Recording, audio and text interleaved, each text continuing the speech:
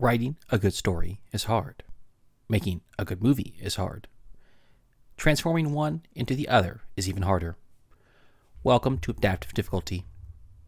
This is a show where a couple of book lovers take on the challenge of adaptations. I'm Cameron, and with my friend Josh, we explore the difficult and sometimes bizarre choices that happen in the course of making an adaptation. This week, we are continuing our dive into Blade Runner and To Android's Dream of Electric Sheep with Blade Runner 2049.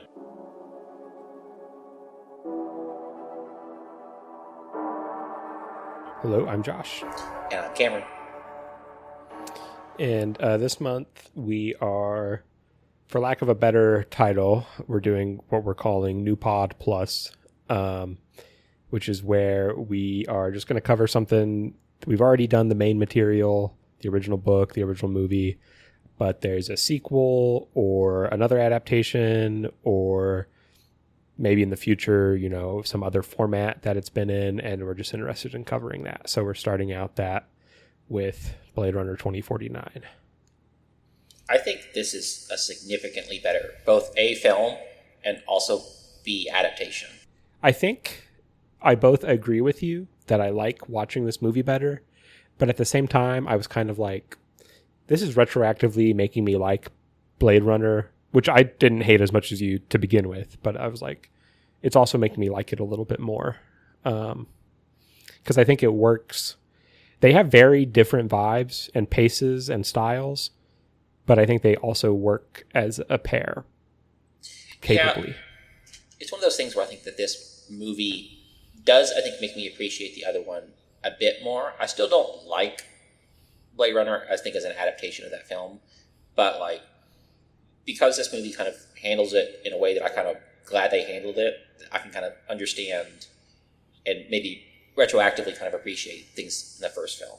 And I guess, in a sense, this is uncharted territory for us because there's not explicit source material to go off of. Whether they were adapting the novel or not, they would have to invent the plot of this one. So does it cover like what you would expect the sequel to cover, or does it even matter? As long as they come up with something interesting. Well, so going into this, I did not actually realize it was like a I don't want to say direct sequel, but somewhat sequel to the first film. It's direct in the sense that it takes place, precisely within the timeline of the movie and includes characters from the first movie in important roles. So I didn't really know that, and that's because when this movie came out, I had not read it, I had not seen Blade Runner, I didn't really care to see Blade Runner. It was just not one of the things I wanted to watch at that time, so it kind of just passed me by. So I was kind of pleasantly surprised that because it kind of stands on its own without kind of being a sequel, which I think is a good mark for a good sequel. But it does enough kind of fan servicey things where it's kind of referencing the old things, but making sure that they don't kind of take or detract away from the actual story they're telling in this movie. Do you want to go ahead and explain what you liked extra about this, or should we just go through it chronologically and you'll get to it? Or because I agree with, like I said, I agree with you that I like it better, but I'm not sure I'm as hyperbolic on it. So, well, I don't know. Opinion's more muted. To me, this movie deals with the existential themes that are in the book significantly better than I think the first one handles them. And it's different than how the book kind of handles it and kind of puts them forward. But it still is kind of very, it deals with them in kind of a significant way, because it kind of copies for a long time that kind of middle sequence in that book when you're or that little small sequence in that book when you're unsure if the main character is a replicant or a human or not. That's the kind of first little bit of this movie. Is it? I feel like this movie's pretty straight up that he's a replicant. Well, no. Jump. I think that's true. What I'm saying is that it's taking that part of the book and kind of expanding on it, and what's it look like to kind of be this kind of person. Okay. Okay, and not because he knows he's a replicant, but and this is getting into the plot of the movie. For good. The central tension of at least the middle act of the movie is, am I the first like replicant baby to ever be born? So is that what you're saying is like a similar Yeah, tension? like the whole like kind of like reversal Search of for like identity as a of like robot. status. Because Yeah. when I was watching this movie, all I could think about were like bodies and how we relate to bodies as like part of our existence. And I can talk more about this kind of as we go along. But just kind of what does it mean to be a human being, and how does that kind of relate to being like embodied in a certain way? Because you have this like in this movie, he has an AI girlfriend who's just a hologram or whatever, and Yeah. like And I thought that was really interesting because it is like, if they have replicants, why did they also make AI hologram GFs? You know, like couldn't they? And they also have pleasure model, you know, like the prostitute. His AI girlfriend hires a robotic prostitute for him.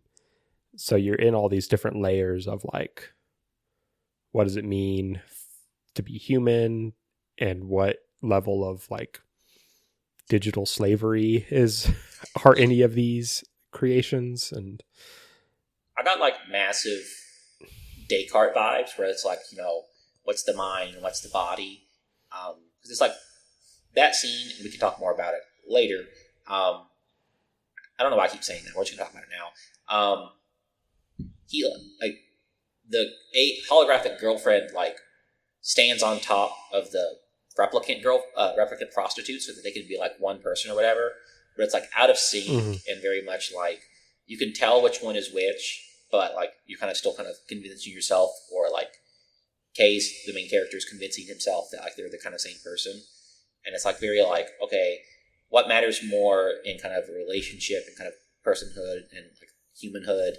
Like, is it the body that this AI girlfriend doesn't have, or is it this, you know, kind of the mind that the girlfriend does have? I don't want to say that the prostitute doesn't have a mind, because she does, but like not in that scene. but it's not the one that Kay is in a pre-existing relationship with. Yes. I think we're going to cover all those themes throughout. So let's go back to the start maybe and tackle our thoughts from there on. That works for me.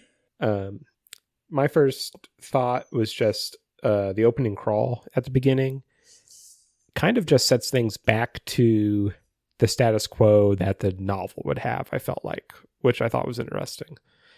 Yeah. It's just like everyone's gone off world. There was a rebellion on one of the off world colonies, which is why outdated models of replicants are being hunted. And there are newer models of replicants that do the hunting. There's an evil corporation with a slightly different name, the Wallace Corporation. So it was just interesting to see it it resets back to the novel's status quo. And that whole like off-world rebellion is like the original reason the replicants were being hunted, I think, in both the movie and the book. So it just felt like a sign that whenever they were making this movie, they clearly watched the movie and then also read the book, like both as sources of inspiration, it seemed like. Yeah, I also feel like this movie, more so than the first movie, and like how it is in the book, kind of like emphasizes the kind of like slavery aspect of this. Like, I mean, like it's there in like the original movie, but I feel like it's like not as addressed. Yeah, they make several direct references to slavery, including in the opening crawl. They call them slaves, which definitely is lifted, at least the terminology using the term slave is lifted from the book. Not that it wouldn't come naturally to anybody covering this subject, but... I do like how it makes you look up and to the left of the screen, and that's what you're supposed to do to prove that you're not an alien, or not an alien, not a replicant. Oh, yeah. I didn't think about that, but that is kind of clever. And his Voight-Kampff test that he carries around has gotten much smaller. It's like a little handheld like camera that you can just like quickly flash at replicants now. Well, like the thing that like tells replicants apart now is that there's like a brand on them. I don't want to say that like they're physically branded with like a serial code, and it's on their eye, which is why they got to look up and kind of show them. So it's less about like the emotional aspect that kind of tells them apart from humans, and more we have a physical print kind of mark on them that kind of lets us know. Because I think the lady, Right. Love, or Louve, I actually know how you say her name, says something along the lines of, they used to be a lot harder to kind of figure out or kind of determine who's who, and we kind of did away with that as our company. So like it's more like an explicit, like, we're no longer questioning like their emotions, we're just kind of saying that they're going to be lesser. That is interesting because it makes me think like it's this commentary on like the desire to like not know the difference, which was key to like the original movie and the book, versus I want to know the difference because I know now I'm getting like a branded product and that's what I want is something from the brand. Don't know where I would go with that any deeper than that, but it seems pretty deliberate. Well, I just think like, because again, I'm thinking all of this in terms of bodies, like it's now a bodily difference rather than kind of like a mental difference. True. And I liked the whole like this dude that he's sent, the main character Kay arrives at this farm that has a replicant working it, and Sapper the replicant is farming, Sapper, he's farming maggots, which I just thought was kind of like a fun little dystopian detail, like just, fun and kind of gruesome. Yeah, it's like a nice twist on how we think about agriculture. And we've already covered this, but Deckard in the book and in the original Blade Runner is a character who is ambiguously a replicant or a human, but definitely thinks he's a human. And I think for the most part, we're supposed to assume he is killing replicants. This movie is explicitly about a replicant that knows he's a replicant, but is assigned to kill models of replicants that I think are just one like generation older than him or more. Yeah, I mean, it's definitely like he's killing these older, I think they're Nexus 8 ones that don't have like a limited lifespan. And he has this same like human mindset towards it of like, I'm the newer model, I have this sense of self and emotions, but they don't. They're disposable. Like he isn't thinking twice about it. Well, honestly, like for me, what that tells me is that like, I wonder, because like he only shows emotions at very particular moments throughout the movie, and the rest of it he's kind of like very deadpan, and it's very much kind of like showcasing like the inhuman nature of replicants as like, they're like robotic or whatever, whereas like every other replicant is like, especially the Nexus 8 ones, are very much more like emotionally human. Like I mean, I think Sapper has kind of like emotions kind of to him and kind of how he goes about the acts. So like for him to like be kind of directly robotic is like, I don't want to say like letting himself be controlled by like others, but he occasionally breaks through kind of that with kind of intense emotions as he's trying to figure out who he is as a person. Yeah. That's kind of all my thoughts on that first sequence in that farm. Did you have any others to touch on? I did not. Other than I think that kind of minor scene where he like picks up the living flower or whatever, like it's the kind of image that's like you almost expect based on how the movie's set up for like it to come back to that moment, but it never does. So it's a little weird, but like I kind of understand it. Next thing I noted, and the next scene of the movie is he goes home to, it's his apartment. He lives, quote unquote, with his AI girlfriend that we've already referenced. Her name is Joy. With an eye. Yeah. And what I thought was really interesting about how they introduce her is they keep her off screen for as long as really as possible while telling the story, so that I had seen the movie, so I knew it was going to be an AI hologram, but I don't know. You would assume it's a human woman wife or replicant wife anyway. Is that what you thought when you were watching until it showed her? Do you remember? So for about like the first like 10 seconds of like him talking on the intercom or whatever, like, oh, she's just in like a different room or in the kitchen or in like the shower or whatever. And then it went on for long enough that you were like, something's up here. They're going to like, reveal something. This woman's not real. I couldn't decide if she was going to be I didn't think she was going to be a hologram. I thought she was just going to be like the wall AI, kind of like a her situation. But I was very like, so I was a little bit surprised when she was a hologram. I was a little bit more surprised when she's like this 1950s trad wife kind of at first, where she's like bringing him dinner or whatever. And she's like, take off your shoes, let me light your cigarette or whatever. It's like, she kind of like goes through different decades of people until she kind of like ends up on kind of her final appearance for the rest of the film. So she's very much like, I think she even says, I'm there to kind of change. She like changes based on his like perceptions and his reactions. So she's like trying to figure out exactly what he wants. There are big holographic billboards for her later in the movie that say, like, Joy is everything you want to hear, anything you want her to be, nothing you don't want her to be. So, and it is very, like, to people who are falling in love with ChatGPT these days, where it's like, the articles are saying it's like, it's because ChatGPT is like sycophantic. Like, it just agrees with you and reiterates things you think. What's your gauge on how long this relationship has existed or whatever? I feel like it must have been relatively long, because I think what convinces me of that is that Joy seems to have actually developed her own sense of yearning for him. Mm-hmm. And I think that must have taken some time to develop, you know. I mean, it's kind of and this ties in later. Like when she hires the prostitute for him, I don't know. To me, it seems like she legitimately, as a character herself, wanted that. But maybe, I mean, that's where you don't know, because maybe that's what Kay wanted, and she's anything Kay wants to hear, or, you know, so.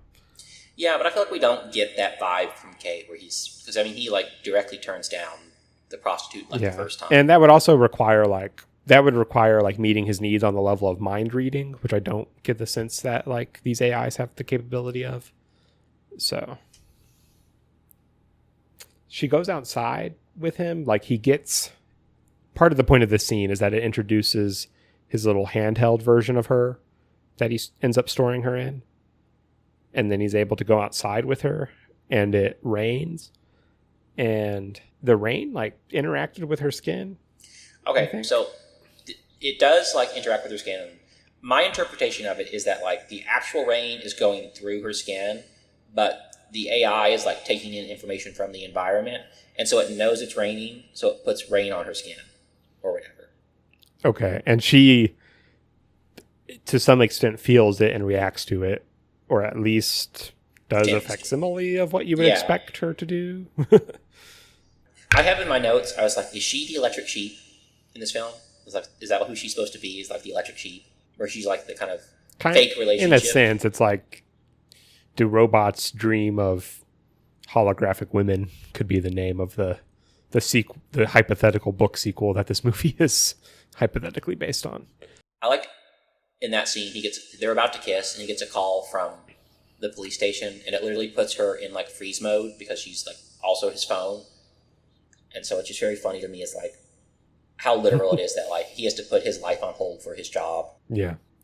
And then of course that moves us to the police station where at the farm where he went to kill Sapper, he had also located a box that had human remains in it, or human or replicant remains in it. And it turns out to have been a female replicant that was pregnant, or recently pregnant, at the time of her death, which is sort of the central mystery that the movie ends up being an investigation of from then on. Because replicants can't have babies. Yeah, this was interesting to me because, I mean, I know this isn't how like the violence works in Blade Runner, the original movie, but in my head, it was like, if you were to cut a replicant in two, I assumed there would be like wires. But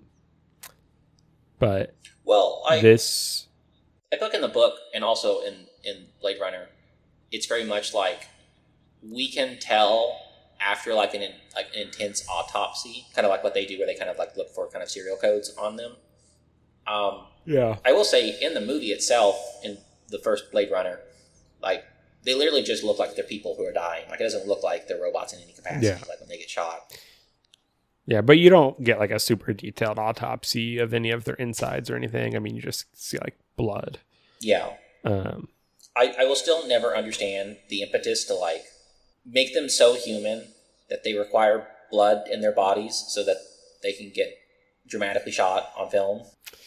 It's also easier if they look human than having to Well, like, I understand. come up with like sci-fi violence that still looks cool and has all those wires, which would be more expensive. But I mean, like, in universe. Like, I don't understand why their corporations are like, we want them to be real, but we want them, like, I mean, I can understand making them look like they're humans. I don't understand the step beyond that where it's like, okay, we need to give them blood so that whenever they get injured, they bleed.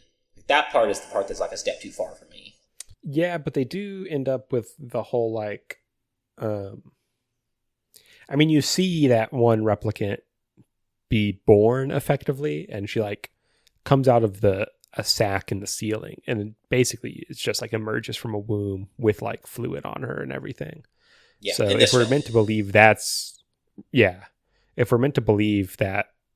replicants have always been born, then it seems like it's a pretty synthetically biological process. Yeah, I mean, so like it's almost like a cloning process more than a like robot making process. Well, like this movie says at the very beginning, bioengineered humans rather than like androids, which I think is interesting as like a direct departure away from the previous two, where like it's almost like their humanity is not even a matter of question in this film. On some level, the same way you were talking about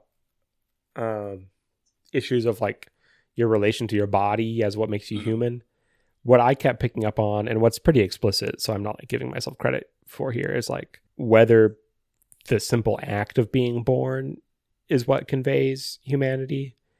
And because like Kay literally says early on in this police scene, like, I've never killed anything that's been born. And he tells the police chief, like, to be born is to have a soul, I guess. And the police chief is like, well, that means you don't have one and you're doing fine. But then it's interesting because, 40 minutes later in the movie, I would basically count what happens to that replicant we see as being born. So, like, where does the distinction lie that these characters are making? Well, to me, I think it matters in, like, and I think this kind of plays into the Wallace guy. What's his name? I don't know. Jared Leto. I was going to call him, I mean, he's Wallace of somebody. It's the one who plays, but he's like the big CEO of this Wallace Corporation. And the first time we see him in a room, it's that weird, like, water room that looks very much like a womb to me. But, like, I think the thing that makes that birth scene different than, like, the birth scene of, like, in general is, like, the direct connection to another, like, physical body. Like, there's no physical body in the android birth scene or the replicant birth scene. And that's why he kind of, like, caresses her stomach and kind of ultimately stabs her in the womb area, where it's like, I could be a lot more efficient in kind of getting more creations out of you if you guys could actually just kind of birth them yourselves. Like, it's like, because it's less natural, it's less efficient or whatever. Right. And my other point that goes into this is just like, it's interesting that Kay's ethics and the ethics of the characters in the movie are still human-centered, even when, I mean, when they talk about the off-world, the impression I get is the vast majority of people that are still in LA at this point are replicants and know they are replicants. But they still like, Kay is like, I'm going to struggle shooting something that's been born. Well, Kay, you weren't born. So if you were assigned to kill a replicant of the exact same model as yourself, you wouldn't have a problem with it. Well, I think it's exactly what it is. I mean, that's why he doesn't have a problem killing Sapper at the beginning. I know it's a different generation or whatever, but I mean, that kind of becomes the animus for his anxiety and kind of frustration. But it's just interesting to think, like, I wouldn't have a problem killing something that literally I can see as exactly like me, but if I see it as human, like, it's almost this like movie dealing with this like form of like replicant class consciousness of like, you've been taught to hate yourself, and to see all these qualities that aren't yours as the ideal and the ethical thing. I can see that version of that version of kind of the analysis of this film. I guess it depends And on I'm how... not saying it's like suddenly like a communist movie. Oh, no. That was just the closest analogy I had to I mean, I definitely think this what's going movie on. can lend itself to like a Marxist reading. But I don't know if I really thought that like he was kind of like a large number of replicants were on Earth, because whenever he's in the police station, he's like thrown slurs at, and like when he goes to his house the first time, there's like a slur on the door of like True. anti-replicant sentiment. So like to me that doesn't make sense in a world where like they're all entirely replicants, or a lot of them are replicants. Okay. I guess scratch that, but I think a larger, to a substantial degree, percentage of the population seems to be replicants in this movie than like we were supposed to assume in Blade Runner. Well, I think that like just because time has passed and more people have moved or whatever. More that we're more okay seeing replicants in labor for us. That's why like the replicants we see in this movie are mostly prostitutes. Like we're fine with that aspect of it. We're fine with them being like doing the kind of their dirty work. Right. And then all of that ties into the next kind of quote in the movie, which is the police chief, which I'll take a side tangent to note, played by Robin Wright, who is the star of The Princess Bride. So I think that's our first repeat actress. Unless I didn't even notice. Timothée Chalamet got a head start on repeat actor by several months. But anyway, she ends up saying like the whole, I said it was the investigation of the movie to the replicant, but really the goal of the movie is you need to track down and kill this baby replicant that was born, because if people find out replicants can give birth now, like the whole barrier between what makes a human and what makes a replicant is destroyed, and replicants will have societal power if they like figure this out. Yeah, and this ties into my later analysis of like the ultimate like revolution's aim and their kind of thought process, and ties into kind of the bodies and the birthing. And I've got a whole birth analogy for the final fight scene. Like, don't worry about it. We'll get there. My first thought on the second act, stop casting Jared Leto in things. I don't like him. I don't like to look at him. It could have been anybody else. I did not mind Jared Leto's portrayal in this movie as much as I mind his portrayal in other movies. I guess I don't objectively mind his acting in this movie, even as much as I was probably trying to convince myself it was bad. But like, there's no reason Jared Leto should still have a career. So that's probably true. I mean, I don't understand how they hired him after Suicide Squad. Yes, and he's also had several, accusations. Digitally replace him as the lead in the Neutron. It'll be okay. Spend the $100 million on the technology. I don't know. Or don't release it if you're not going to. Obviously, I'm not like advocating like his like violence towards other people, but like it does add a little bit to his like quality as a character when you're like, oh, that actor is also just kind of very scummy. That guy would, slice a woman across her womb and leave her to die. Then we get the date of 6/10/21 as this sort of like not MacGuffin, this clue in the investigation. I think it's pretty obvious to the audience that it's going to be the date of birth for this replicant baby, but it's not obvious to Kay for quite a while. Well, it does trigger a memory. Yeah, it's in his memory on this horse that he remembers having. So once he connects two and two together, and I think this is something the audience believes alongside him, is that he is the replicant child that was born. But he kind of starts to, later on in the movie, that kind of self-image gets crushed, but he starts to form this self-image of, I'm important because I was the first replicant child. Which is kind of how he's operating throughout the middle of the movie. I think it's interesting. They say the phrase "a child of woman born." Do you think of Macbeth? Yeah, it was a Macbeth reference. I don't know if it amounts to anything, but you can't just phrase it that way and not be referencing Macbeth. And it does, I mean, I guess it's just sort of a general gesture towards these themes of legitimacy, like, what makes Macbeth or any other ruler in Macbeth legitimate? What makes the replicants legitimate? It's if they can be born of a woman.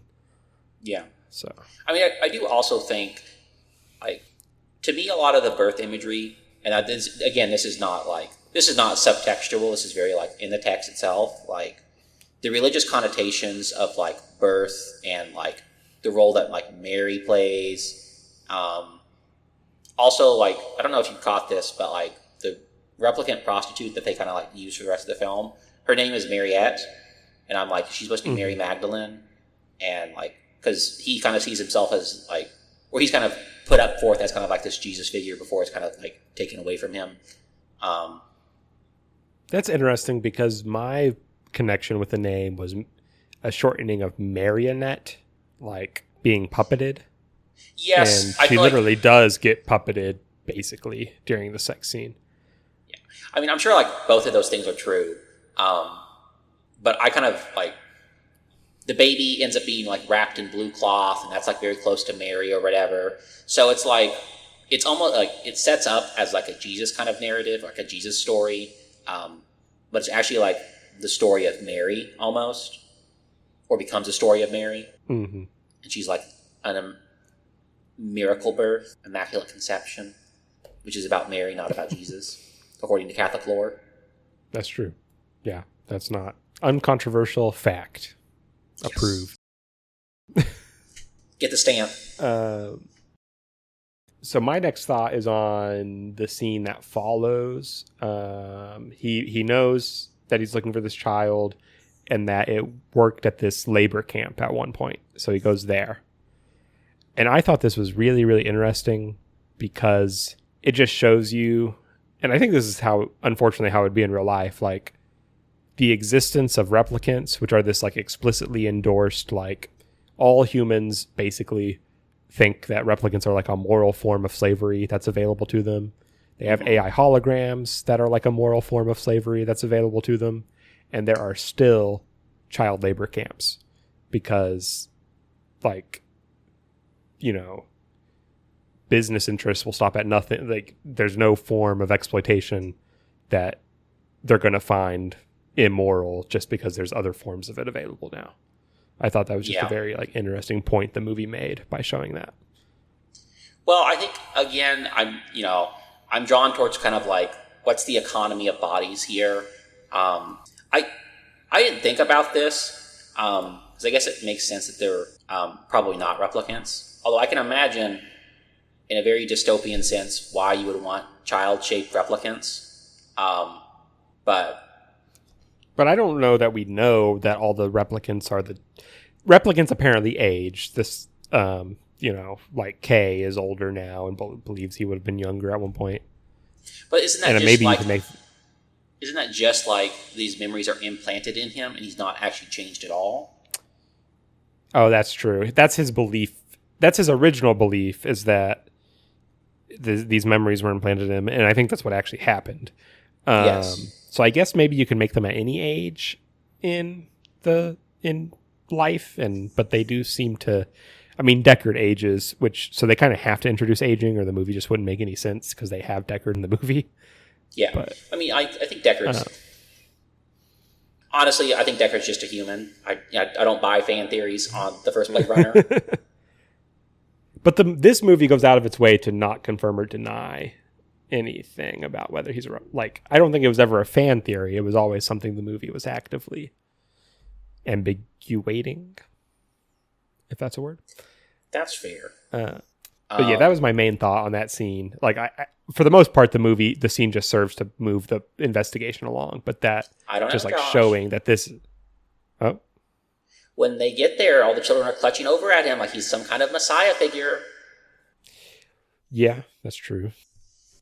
I think to me, it's like, I don't know, just the commodification of bodies and how like the guy's like, this will make them worth something for being born is by doing labor. Mm-hmm. Does it explicitly say whether all the children in that camp are replicants? No, I have no idea whether or not they're replicants or not. I didn't think they were replicants when I first saw them, but then I'm thinking like, okay, would child replicants exist in this world? My guess would be some of them are, some of them aren't. But he says something along the lines of work molds them into a child worth having, which is again kind of like tying to like what's the role that like children and like lineage has in like relation to yourself? Like, is it just there to kind of like produce labor, which is kind of like the mode that like Jared Leto's character's like? It's like, once we have them be able to have babies, we can have thousands and thousands and millions of slaves and colonize the entire stars or whatever. Yeah. Rather than having to and build it's them. like, from the perspective of the humans in this universe who seem to be, for the most part, on board with this whole like, oh, we have replicants that can be our slave labor now.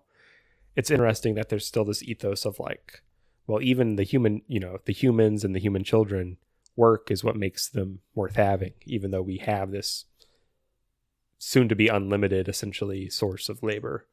Well, I will say, like, us. So this orphanage thing is located in kind of like the ruins of a city or kind of ruins of civilization. So to me, like, they're using child labor because they can't afford the slave labor. Right. Yeah.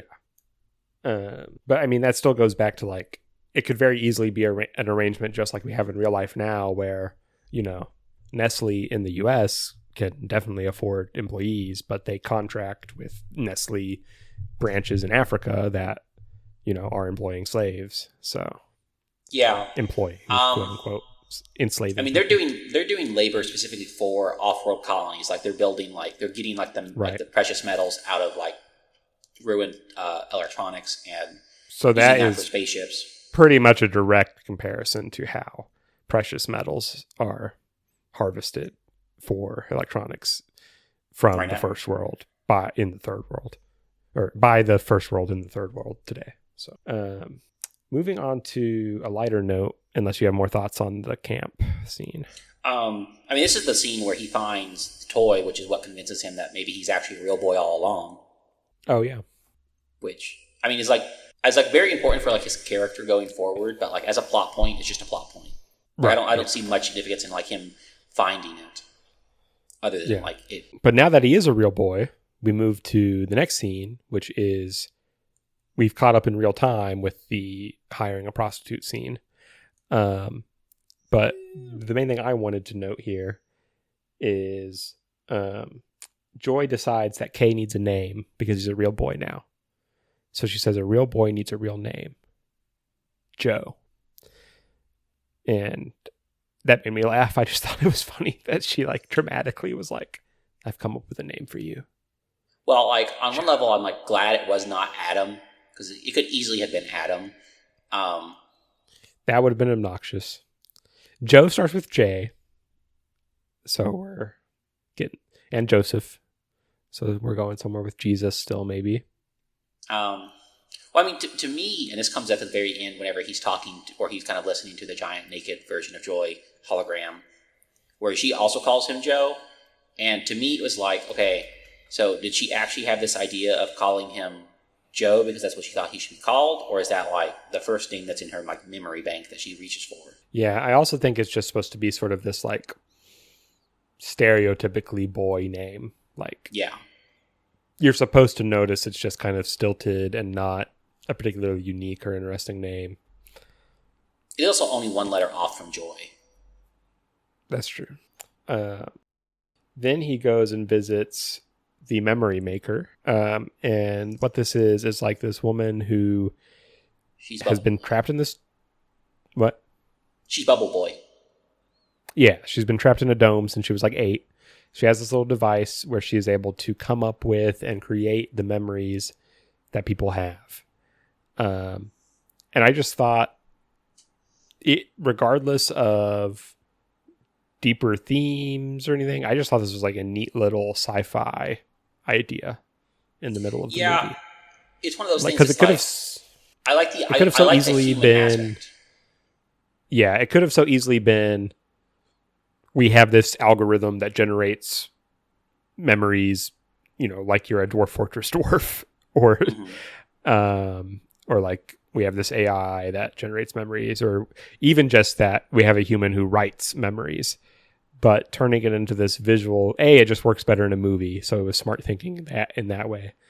But it was just more unique and more interesting to see and watch the way that they did handle it. I think it does also contribute to kind of like the theme of like, where is the human? Is it in the mind or is it in the body kind of thing? She's all about kind of like the mental aspect of it. It's like authentic memories equal to like real human responses. Like, so like she's kind of dealing in the world of like the mental world, which I guess makes sense since her body's kind of quote unquote failed her because she's like supposedly sick at this time. Although I actually don't know. Can we spoil it? Can we like reveal? Yeah. Okay, so she is supposed to be the child that is the first replicant born of a mother. Which is the child of Deckard and Rachel. Yeah. And it's not clear to me if this is like some part of like an elaborate disguise kind of thing where they're like, she's actually sick, or if it's like she's not sick, but she's like covering it up. I don't know to what degree she's aware of it and why, but I think it's a cover up. Like once they've hidden her away because they don't want this information getting out. Yeah. I don't know. I was like, she's trapped by her body, I guess in either sense, because either she's trapped by her body because she's too sick, and like I think it'd be interesting to see a replicant who's actually sick, and that makes her more human than the other ones, or kind of just her body being kind of the product of a miracle. Either way, she's still kind of trapped because of her body, and so she kind of escapes into kind of her mental world. Yeah, and then kind of a digression, but just to kind of bring in the book a little bit. This just feels like something that it's not in the book, but it just feels like the type of thing that could be in the book or in like a sequel. The most of like any of the ideas in these movies. Well, it feels almost very similar to kind of the kind of emotion regulator machine that they have in the book. That's true. Yeah.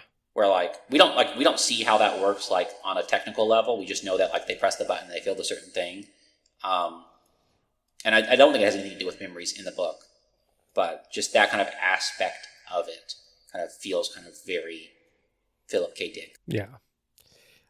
This is where I started to notice, and this is throughout the movie, so I'm sure it happened before too, but just in the imagery of the movie, the use of reflections throughout in the like cinematography is just very deliberate and interesting. Like it almost uses reflections the way that like an older noir movie would use shadows for this sort of like that's how the movie casts characters onto other scenes and onto like, especially during this scene, I noticed, while he's finding out, because this is the scene that makes, even though he's talking to who we spoiled is ultimately the child, he doesn't know that. And this is the scene that makes him think that he is, because she says, well, that memory of yours with the horse is definitely real. And that horse has the date on it. And he saw that date on the tree where he found the body. So he's connecting all of that in his head and coming to this sense of self as like, I'm this important child that I've been sent to kill. And you can just see her talking, her actual self, but he's reflecting onto like the bubble she's in. And it just feels like, he's gaining this sense of self, but the reflection is kind of this hint that it's not concrete. Well, actually, so I find it interesting because what I noticed in the scene was that whenever he's remembering the scene, like she's like looking through a kind of like brain scan or thing of a job, like we're not seeing the memory play out in his mind like he would normally do in like a film like this. You see just his like physical, like bodily expression to it. He's like, it's like he's concentrating, and it's not like a lot of emotion. And then you contrast this with like her reaction, where she's like, oh, like she's like actively crying. And at first you're like, okay, when you're first watching the film, you're like, okay, she's clearly this person, clearly Kay is human because it's an authentic human emotion that prompts like a real reaction by someone else who's human. But then after you find out the kind of secondhand twist, like the kind of the third act twist, it becomes more like, oh, she's remembering it because it's her memory. She's the only one who's having an authentic emotional reaction. Or is she? Like, I mean, how does he feel about this? Because immediately afterwards, when he finds out for certain that, oh, this is a real memory, or he gets told it's a real memory, he like has a wild display of anger, which like the first emotion he's ever like really displayed is like this kind of like brutal anger of like, he can't, like, he's upset that he's in this situation. So I think in like two ways that sequence is kind of showcasing or kind of causing you to question in like its very storytelling or its kind of film aspects, question what's happening in relation to kind of like identity and personhood. Yeah, sorry, I don't have more on that myself. And then he goes outside and feels the snow for the first time. In the kind of the same vein that one. Like afterwards he goes outside and he's feeling the snow, and it's like the exact same kind of like shot that Joy has early on when she's like feeling the rain. Because now he's like experiencing it as like a real boy. So then my notes from here on slow down pretty dramatically. I think just because I think the movie's switching into its third act about this time. Mm-hmm. And so it's just more, there's just not as, like, you know, it's focusing more on wrapping things up than themes to some degree, which is fine. I mean, every movie has to do that for some of its runtime. And I was probably, you know, there was just more momentum in it. So I was just watching the story happen rather than take notes. So the next thing I have is like past Deckard being introduced and the scene where he encounters Rachel. So do you have anything to sandwich between that? Nothing like substantial. Like I thought the giant like lesbian statues was interesting, where like they're both like kneeling towards each other, like almost making out. Yeah, I remember seeing that and thinking, was that like, is this a building that was in the first movie that I'm forgetting about? Yeah, I'm like so confused as like, because like it's like a more destroyed part of like LA or something, and I'm like, it's Las Vegas. Las Vegas. It's where Deckard is hiding out anyway. Is Las Vegas? Yeah, sorry, I meant Las Vegas. But like, I feel like those statues don't exist, and I feel like they don't. Right? Like Las Vegas doesn't just have like two nude women giant statues just about to make out. Not until I'm there, but no, not as far as I know. I mean, I kind of, other than it being like the casino and kind of the gambling aspect of it, the only part that I thought was interesting was that like they have a fist fight in the middle of like a holographic performance of Elvis. Yeah, I just thought that was a fun choice, I guess. Well, I think about it in the context of like, okay, what's like AI's role in like preserving artists who have passed away? Like Ozzy Osbourne just died today or whatever. And it's like, do you sell your likeness to this person and let them like replicate you in AI? Like, what's the ethics surrounding that? Is what I was thinking about. I definitely think there's some of that there. And then as far as, you know, I don't think we need to spend a whole lot of time on it because I'm not convinced this actually does mean anything.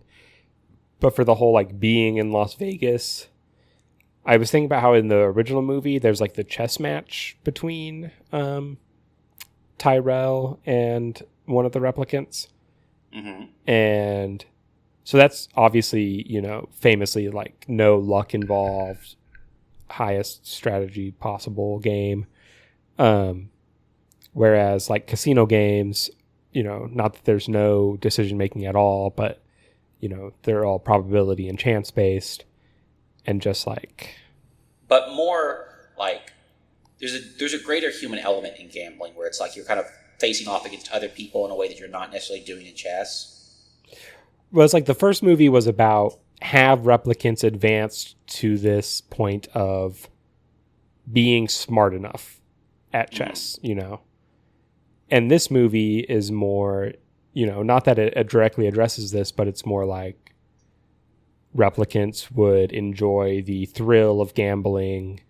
They understand more this, like, you know, if they're good at poker or whatever, they would have to understand like odds and how humans behave to read them. So it's this high, like, even though it's simpler, more random games, it's almost this higher level of like emotional thinking, if that makes sense.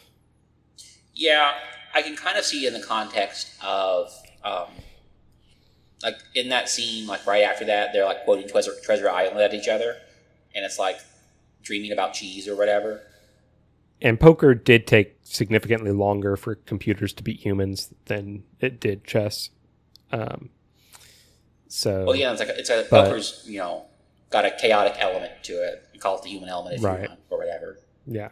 Whereas chess is more solved. Yeah. But anyway, the movie doesn't really spend any time at all on this subject. It just shows some poker tables and blackjack tables in the background. So, yeah, they have a fist fight in front of Elvis, and then they kind of chill out, just kind of abruptly. Deckard's like, stop shooting at me. What do you want?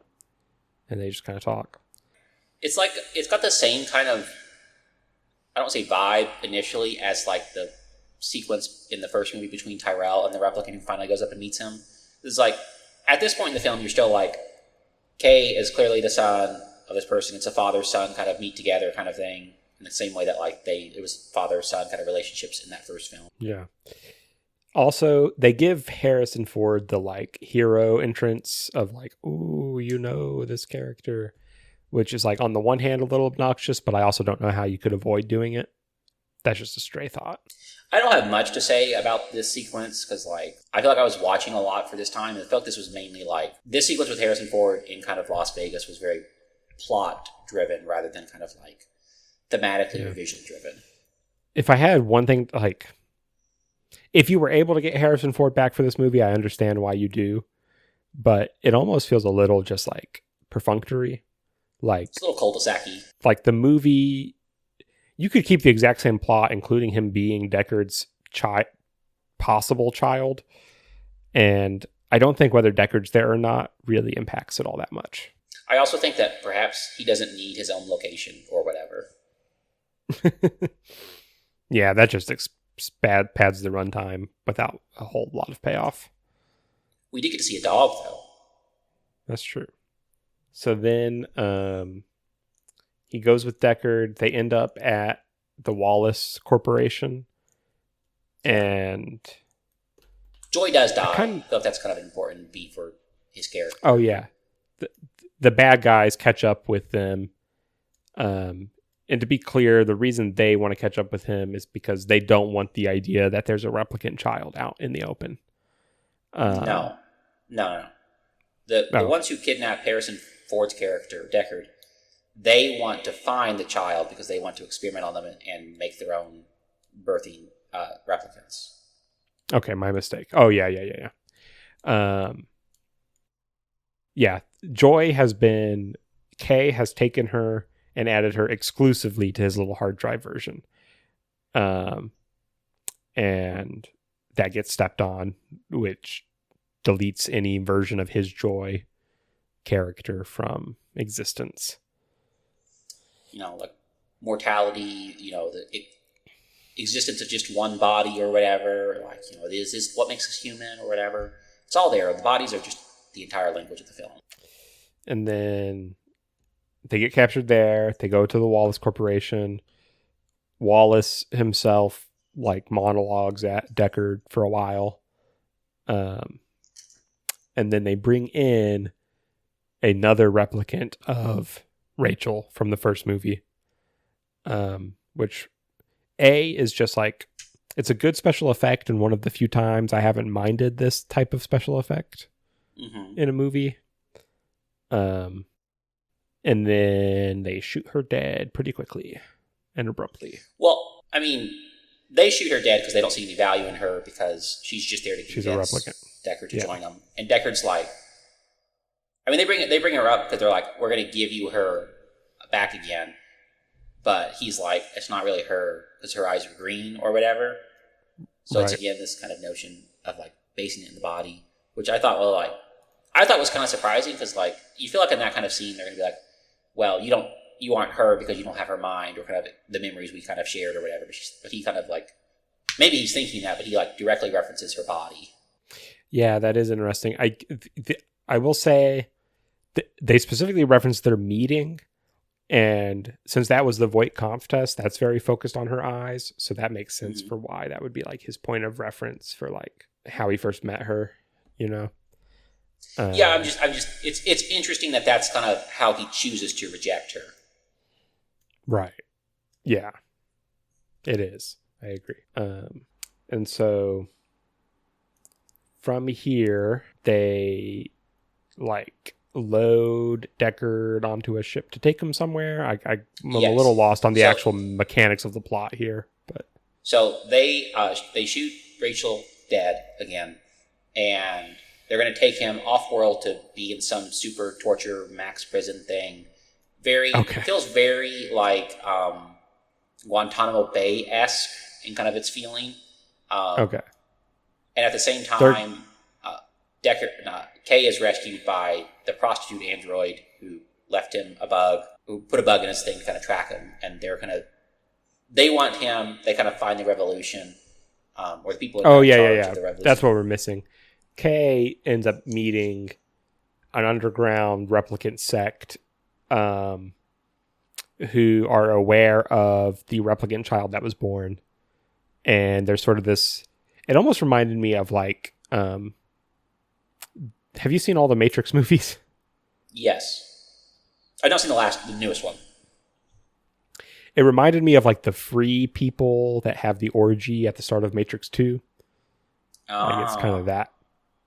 Not that they have an orgy in this movie, but just like the vibes of like we're this repressed underclass that literally live underground and we're waiting for our Zion, moment to rise up. Yeah, that's its name in Matrix. Zion. Yeah. What I find interesting in that kind of sequence is, that's kind of where I get the whole, like, that's when I first noticed the Mariette and, like, Mary connection and kind of like, oh, the baby's dressed in blue or whatever. But I was thinking of their leader, whose name is Phrase, I believe. And she's a replicant, but she's carved out her kind of, like, left eye, or right eye, one of her eyes, that would have her serial code on it. She's kind of taken it out of her.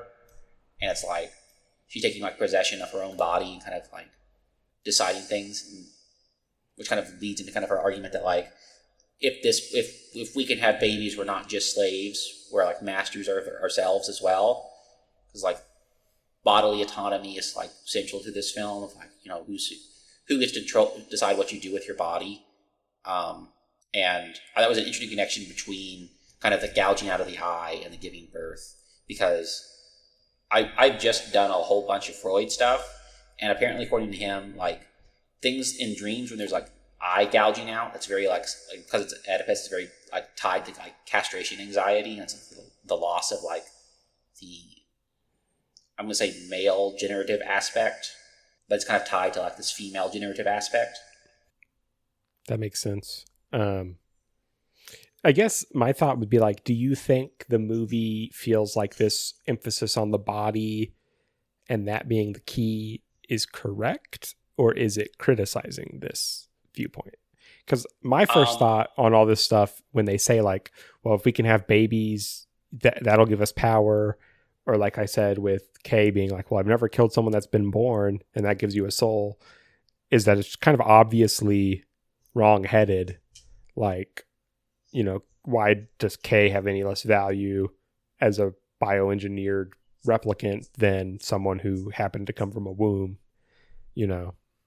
So even if the characters believe that and it has value to the characters and to the universe, I feel like the movie is showing us that it's not the key. I don't know. I mean, I'm still not entirely sure where I settle on like what the film is exactly saying, because on some level, when I look at the kind of the final scene or whatever, and that kind of those final moments, I'm like pulled between whether or not it's like the mind or the body.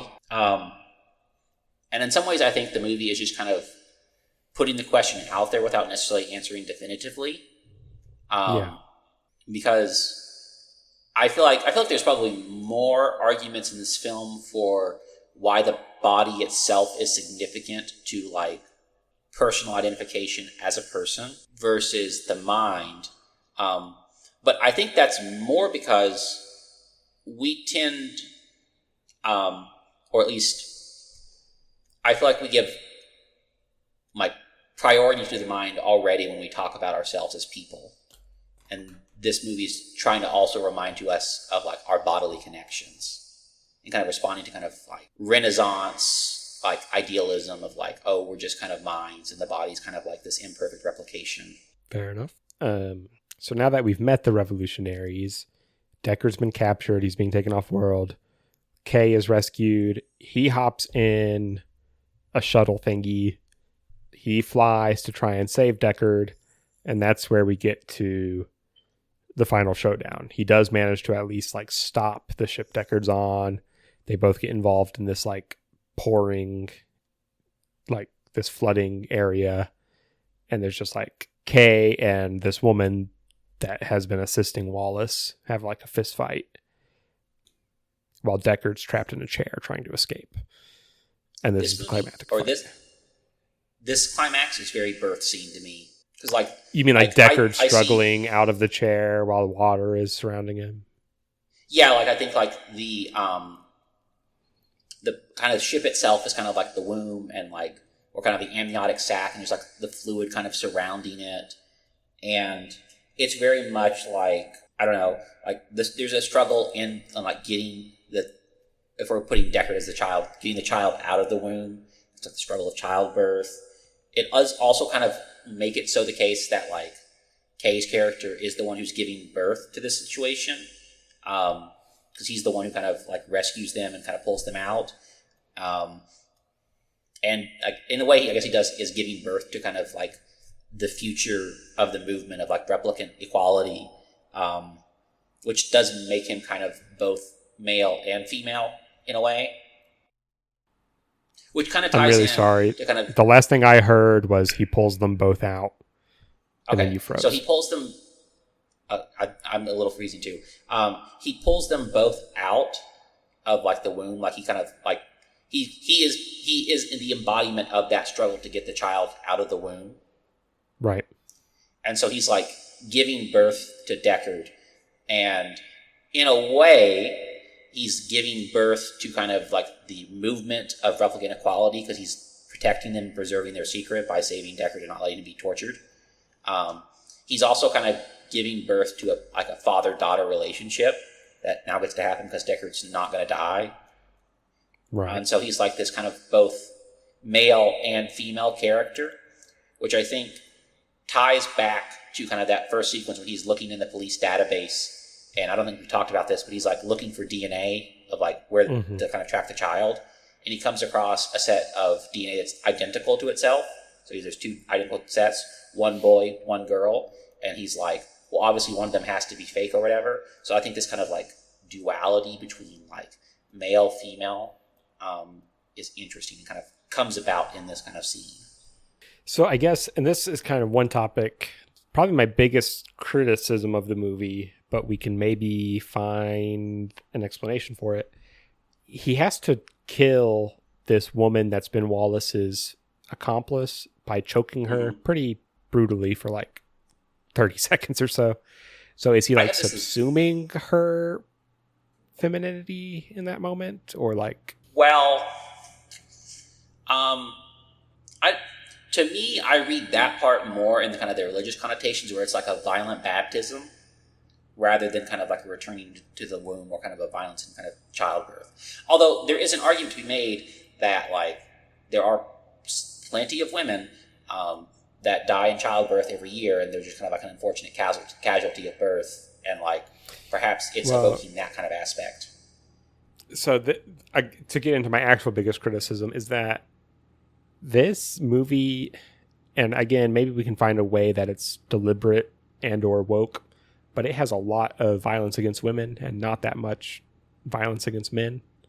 I do agree. Like Rachel dies off screen in childbirth before the movie begins. So ambiguously we'll count that one. It's definitely a gendered form of death. Joy is an AI hologram, but she gets stepped on and dies because her hard drive gets erased. This woman gets choked to death by the main character in like the triumphant climax, which it's a complex movie, and neither of these movies have like protagonists that you're necessarily supposed to think are like super heroic or anything, but still. There's that woman replicant that's, born in the Wallace scene that he cuts the belly of open. Mm-hmm. Does Mariette survive? Mariette does survive. I mean, to me, it's like, I think the female body, more than anything else, is kind of a central focus in this film with like kind of all the kind of birth imagery and all the birth, like textual and subtextual elements to it. Right. So I think violence so against women is like an aspect to that. Like, I don't think it's like, again, I'm not, the film's not advocating for violence against women or kind of promoting it in any way. Right. But I guess I'm saying, is the film actively aware of the violence against women in it and wielding it in a way, or is it just a casualty of a director slash screenwriter, who I think were the same person, who was just not aware that this was a motif in their movie to such a degree. And to be like charitable towards it, I think you could say it's commenting on this sort of like, everyone is so focused on this feminine role of birth and being born and giving something a physical body, yet they are destroying the, that very same thing. And they're also single-mindedly emphasizing this biological feature rather than, the minds of women or their personhood in that respect. So to go along with, well, everything's about the body, maybe to some degree the movie's saying, well, there's also some degree where it should be about the mind, and that's being ignored and erased by the mindset of these characters. I mean, I do think that this movie is very, like, gender essentialist in the kind of, like, and especially in kind of the gender binary sense. So I think on that aspect of it, it's perhaps not, like, cognizant of its implications and kind of, like, its broader scope. I do sometimes feel, though, that, like, I don't know how I want to phrase this. Because I think that, I don't know, I lean more towards kind of, like, looking at it kind of from, like, the dystopian view of, like, how we treat women and, like, as, like, a broodmare kind of thing. And it's more commenting on that role. And I don't think it's ever really questioned, so I'm kind of leaning more towards, like, this is gender essentialist. It's very kind of, like, reductive towards women. But I think it highlights that aspect which people may not necessarily think of. And I think the kind of violence against women is, to a degree, supposed to make us feel a little uncomfortable. Yeah. And I would almost not bring this issue up, except for it during the climax. I'm just like, why does Wallace live, but this random woman that is his employee gets violently choked to death for a minute of the runtime? It is a long time we're watching her just kind of like be choked underwater. That's just where it went over the top to where, like, either I need to find a way that this is, intentional and knows what's happening, or it's really like a flaw that I have a hard time getting over. Yeah, well, I feel like Wallace's character is more symbolic of, like, the structure of power itself. Where, like, so it would be over the top if they managed to just, like, dismantle him. Yeah, they couldn't. Like, they can't just dismantle him. And there's a degree to which, like, because I mean, Love's character is a replicant, and so she's, like, being an unwitting. I don't want to say unwitting because I mean it feels disingenuous to her character, but, like, a pawn in his game, played by his rules, and it's a sacrifice that she has to make for him so he can continue to avoid responsibility. At least that's, like, the most charitable reading I have of that sequence of, like, why she has to die and he can't. It's because, like, that makes sense. His destruction comes at the hand of the future revolution. Moving on, so past the climax, Deckard is safe. Kay takes him to his daughter, who is revealed to be the memory maker. I forget her name.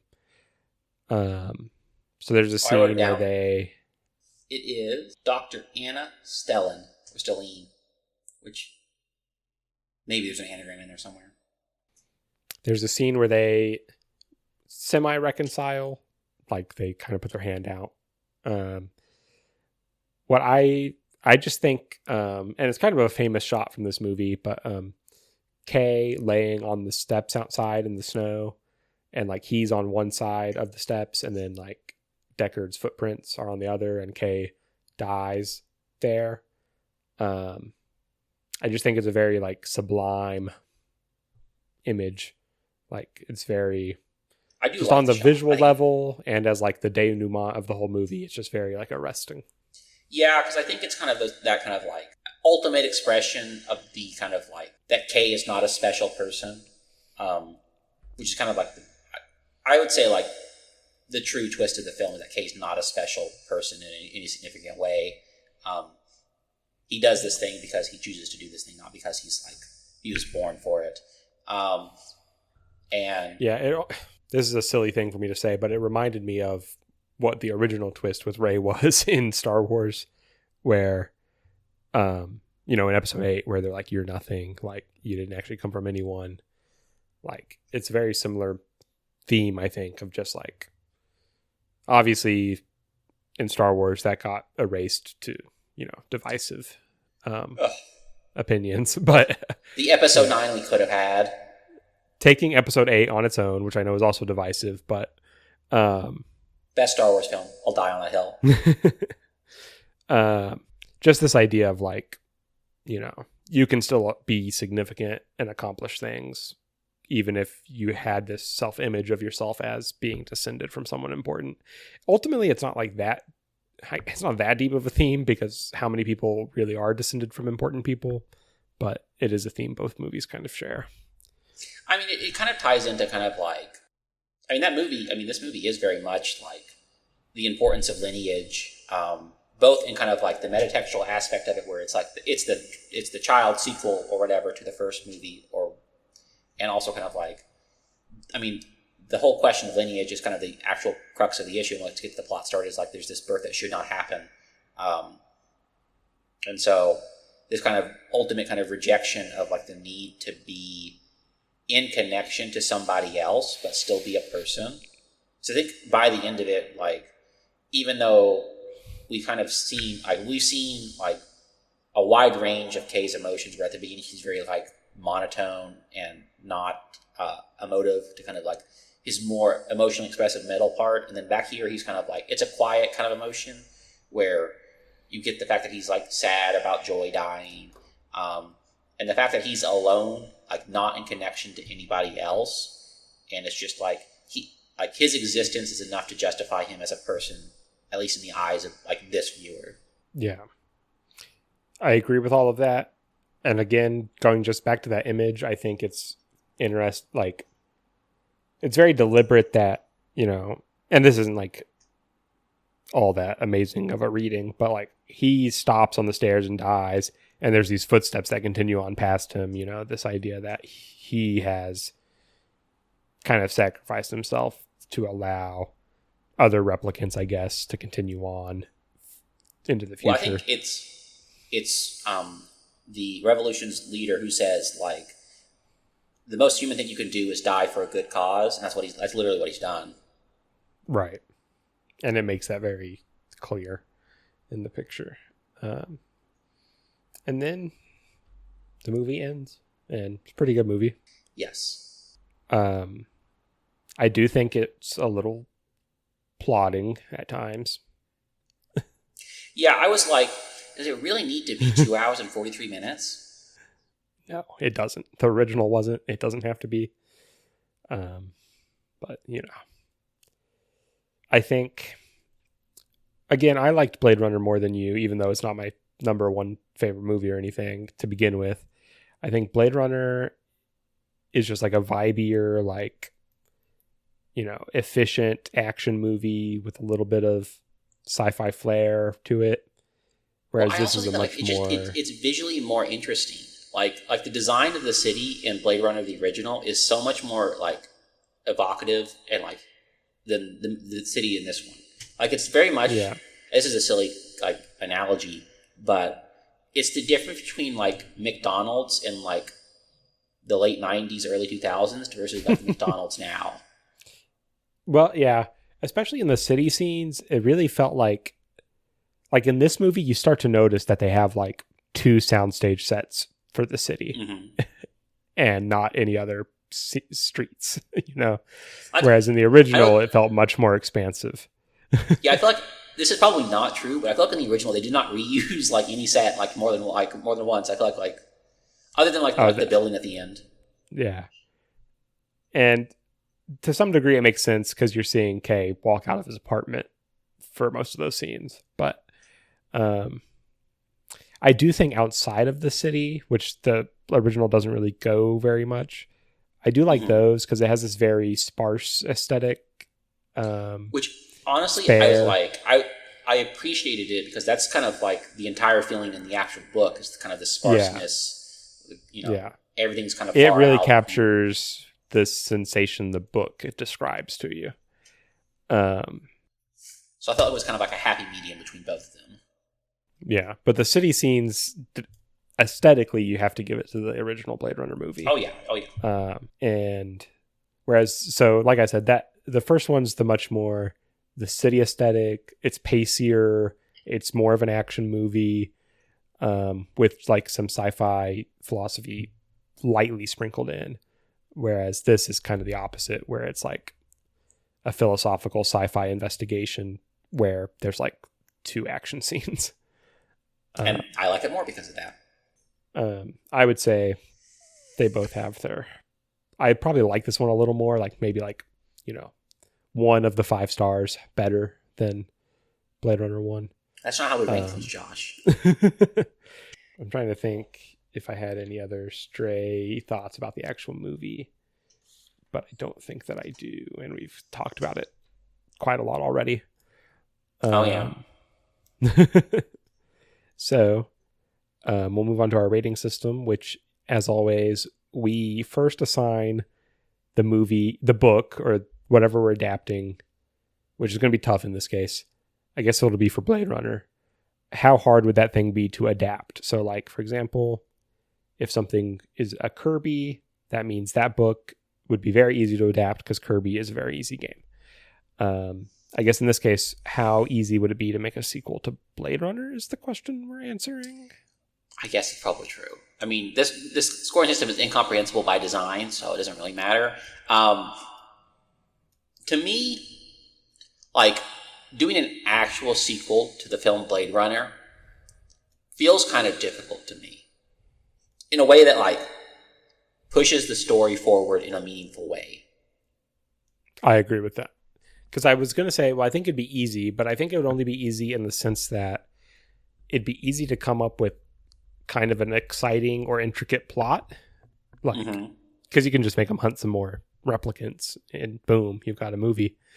But to make it have themes that matter, that are distinct from, but relate to the original movie. And the book.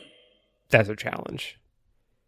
And I would say this movie succeeds. So, so I feel like if we're basing it off of like how hard it is to make a good film, that's kind of like pushes it forward. This feels like a Donkey Kong to me. Like I feel like what studio executive is going to not like green light the very basic like, oh, he hunts more replicants and feels sad about it kind of sequence. Yeah, I agree. And so Donkey Kong is our hardest, because Donkey Kong is the hardest platformer published by Nintendo. So that means it would be very hard to make a sequel to Blade Runner. At least a good one. And yeah, I agree. I would say that this movie beats the Donkey Kong game, which is to say it accomplishes the task successfully. It does not necessarily, it's not like the best thing I can imagine it ever being. Do you agree with that? I feel like I lean more towards completion. And I don't know if that's because I thought a lot about kind of like the body aspect to it, kind of trace that kind of series of images where I was like, this is actually pretty like artfully designed in kind of a way that kind of like speaks directly towards me. Because I'm very into kind of like the relation of like people to themselves and other people. So it feels to me like it like satisfied me on like every level that I was like expecting to be satisfied, and even more so. Because I was like, I almost was wondering. Yeah, I was completed. It's like, because I kind of expected it to be somewhat of like a kind of slight retread of the first film. Because like, I didn't know it was a direct sequel, or didn't know it was a sequel in really any sense. And so I was like, okay, I imagined it was going to cover at least, it may have gone off in a new direction, but I initially imagined it was going to just cover like part of the first film very quickly and kind of move on to its own thing, if that made sense. Right. But it was like it was a joy all the way through, and kind of a shock, kind of like I was very curious and very like impressed by like, because it was kind of obvious that he was going to be like seen as the real boy for a little bit, but I think that kind of final twist of like actually he's not a real boy, but he is a real boy in another sense is like interesting to me. Well, for those of us who weren't philosophy majors. Your loss. Yeah, I think it's a very good movie. I'm glad for a lot of the same reasons you are that it has, again, compelling themes that are different from but relate to the book and the original movie. I think just some of the issues I've mentioned already just prevent me from saying like, oh, this is the ideal. Like, it is just a little too long and slow, and too many women die without any men dying. Yeah, Josh. I sometimes you complete the game and it's not a satisfying experience, and it's not a perfect experience by any means. Sometimes you're tired by it. You're like, I shouldn't have done that. It's too long. It took too long. Too much effort. The things I had to do to kind of get there. But so it's not like completion's not necessarily like perfect, but it's like really, really high up there. Like, I struggle to see how this movie could do better if they changed it significantly. And like, I don't know how I would feel if this movie had less women deaths and more men deaths. I don't know if it would change my opinion on kind of how the themes kind of work. It might, I don't know, but like, to me, it feels like you could not change this without perhaps getting a lesser product, or more than likely getting a lesser product. Right. I feel like that's what I'm saying is, you say that, I feel like there are a couple things where I'm just like, you could change it. It'd be fine. I would like it better if you did. So we just disagree there. That's fine. So that's a wrap on Blade Runner 2049. We're trying out a new segment. We'll see if it sticks around or if it even makes the edit. But we just wanted to kind of touch on more, other things we're watching or reading, maybe other things that we think would be worth having an adaptation that we've dealt with recently. So in the last month or so, Cameron, what have you been up to? So I'm in a graduate program, so I've been reading a lot of like literary books. And one of the books I read is called The Overstory by Richard Powers. It won the Pulitzer Prize in 2018. I heard of that back when it came out, but I haven't read it. It's like, if you really like trees, it's probably very, very good.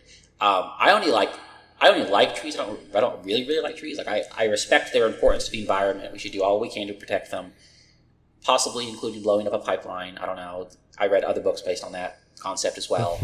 But like, it's 500 pages, and probably would work better as like a mini series, rather than kind of just how it's set up, because it's like set up with like 10 different main characters that are kind of like, you kind of jump between them as you go along.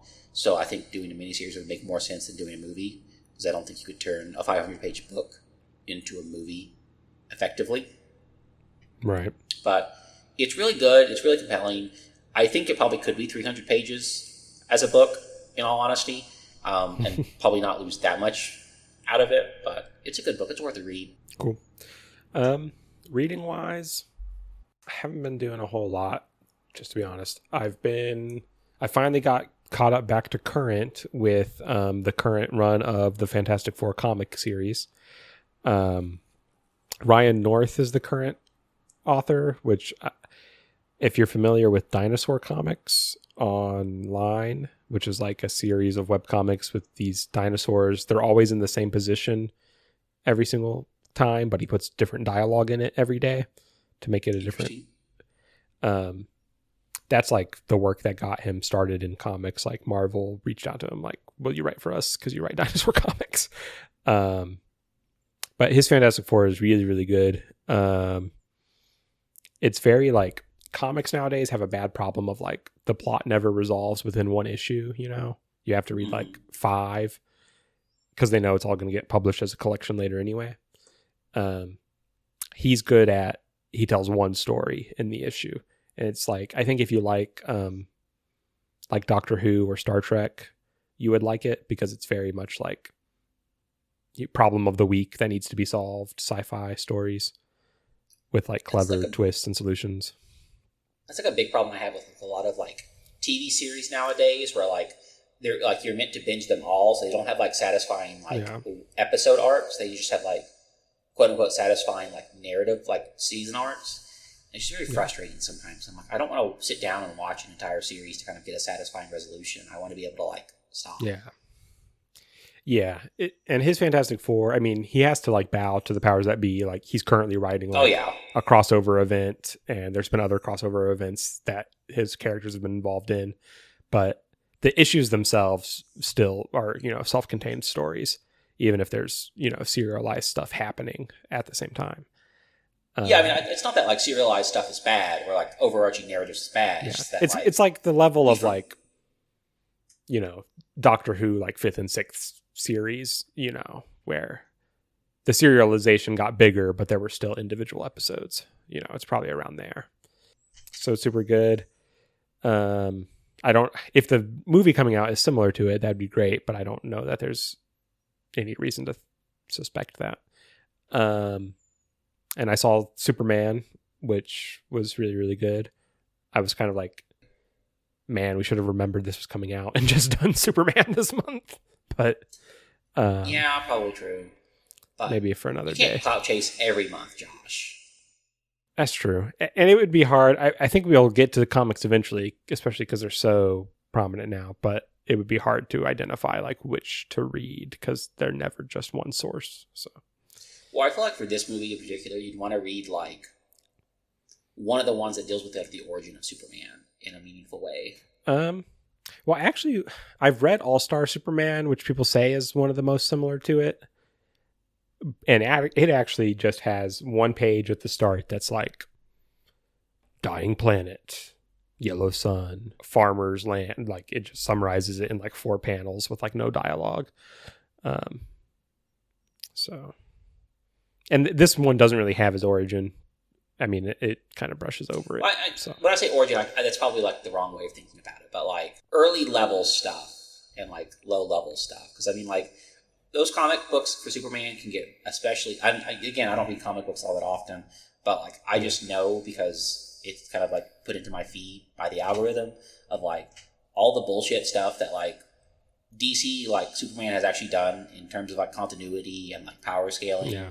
I hate that subreddit. And so I see that and I'm like, well, clearly you can't like, this movie's not an adaptation of those kinds of things. And I don't think like it's even trying to be. So like looking at kind of lower level Superman and like the context of what's the best thing to adapt about Superman as a person or character, I guess. He's not a person. Yeah. Yeah. And I've also been taking a little bit of a hiatus, but I've been watching Andor from the beginning.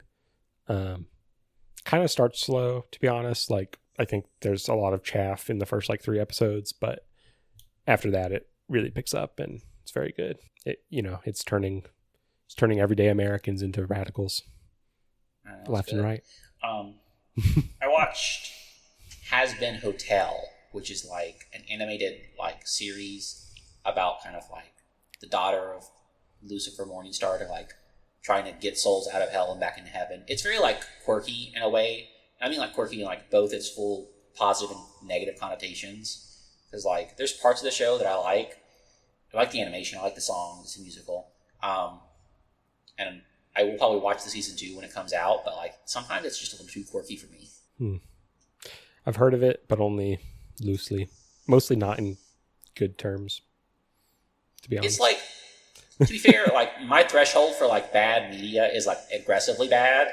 I do think it's weirdly like conservative in like how it approaches morality, which I think I'll be interested to see how season 2 handles that, because on some level I think it goes away from that. On some level I can see how it goes towards that.